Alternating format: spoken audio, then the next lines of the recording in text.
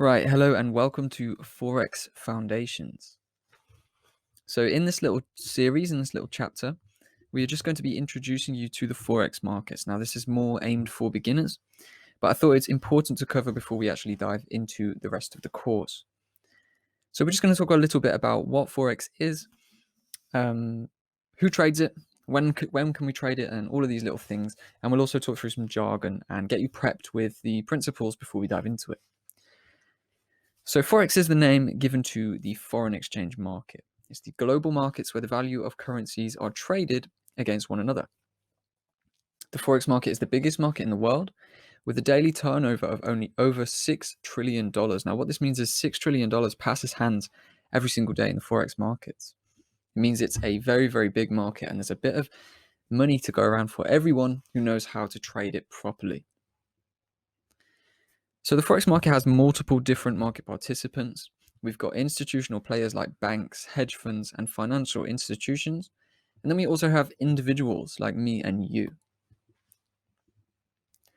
So diving a bit deeper into the market participants, the individuals like myself and you, we are called retail traders. Now, we make up the largest volume of traders. There are more retail traders than there are banks, hedge funds, institutional trading firms.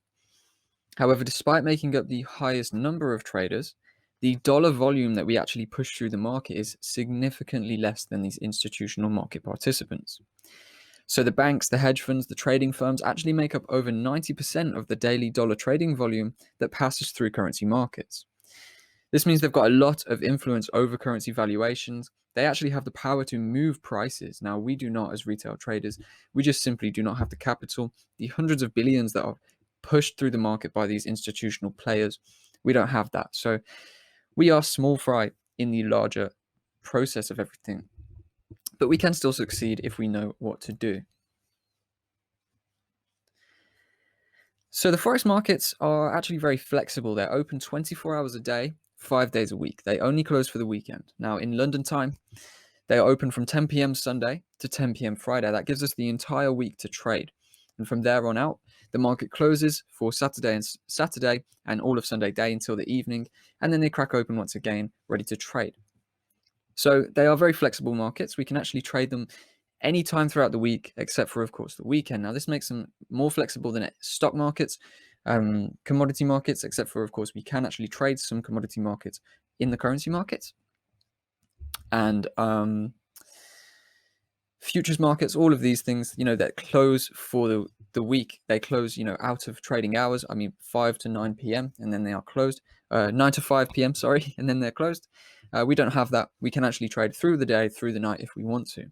So they're very flexible markets. The only market that's more flexible in terms of trading hours is the cryptocurrency markets, which are actually open 24/7. As they're decentralized, that means that they are not ran or, there is no central entity. Of course, being currencies, it is a bit more centralized, but cryptocurrencies are actually open 24/7 now. Despite that, I do believe that Forex traders, we have more tradable opportunity because the crypto markets can have a lot of consolidation and a lot of crazy movements that are hard to actually manage, hard to gauge, and can actually cause some problems. So in my opinion, and the opinion of many, Forex markets are the most flexible and most tradable markets out there. So despite being open 24 hours a day, 5 days a week, there are actually various different trading sessions that we need to be aware of. Now, during some of these sessions, market movements become faster and sometimes slower. So what are the major trading sessions and when should we actually be trading? So here we have the time zones of each major market session. We've got London session, which is the UK trading hours. Now that is in London time. This is 8 a.m. to 5 p.m. Okay, so from 8 a.m. to 5 p.m. London time, the London session is open, and this is where the UK market participants, those banks, are open, the institutions are open and trading in the markets. We also have the New York session, which comes in then at 12 p.m. to 9 p.m. Now, this is midday to the evening in London time, that is. And the New York session is the second largest volume session. Now, London is where the most currency traders, the UK is where the most currency traders are actually active. And most of the trading volume is UK based. However, New York as well is a big participant in the market. So from 12 to 9 p.m., we also have the volume of the New York traders. Now, when I say volume, I'm talking about the amount of money, the amount of orders, the amount of people actually active in a market. Okay, so the higher the volume, the more interesting the markets, the more the opportunities. We also have got Asia session then from 11 p.m. to 8 a.m. Now, this is a bit of a different session. We do get a bit of volatility that picks up through the Asia session. Now, this runs through the night for London time, and it's not something that I often trade. Based on the timings, I'm usually asleep. But we can actually get some increased volatility and some market reversals happening through the Asia session. So, when are the best times to trade now that we know about each individual sessions?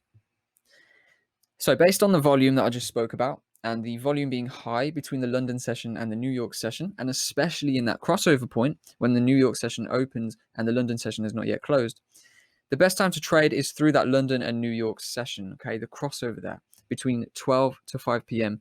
UK time.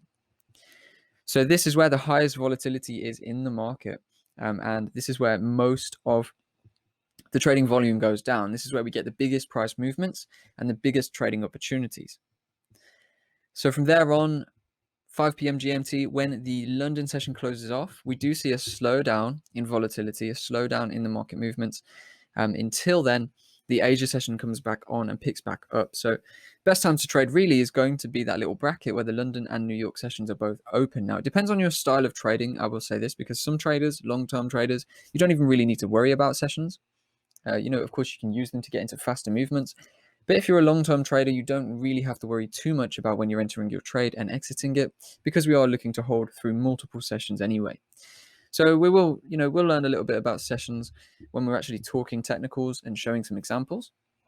But for now, just get aware with these sessions and understand that the best time to trade is going to be through London and New York crossovers.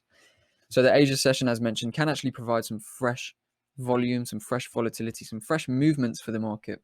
And some pairs, depending on the currencies, will actually also form reversals through the Asia session as well. So while London, New York is going to be the major trading session for movements, we can get some movements in the Asia session, potentially if you wanted to do night trading or that session suits your time zone more. So that's all for this video. We've spoken about a few things. We spoke about what the Forex market is, essentially a currency market where we get to trade the value of one currency against the other, and we can actually actively trade all of the currencies. We've spoken about market participants. We've got banks, institutional players like hedge funds and financial institutions, and we've also then got individual traders like myself and you, retail traders. We know the best times to trade Forex now. We know that the markets are open 24/5. And the best sessions to trade in is that London-New York crossover. So that is all for this video, nice and simple, brief introduction. In the next video, we're actually going to talk about some Forex terminology that we're going to use throughout the course. So it's good to get familiarized with this so that you know exactly what we're going to be talking about throughout the rest of the course when we actually get into the methods. So I will see you over in the next video.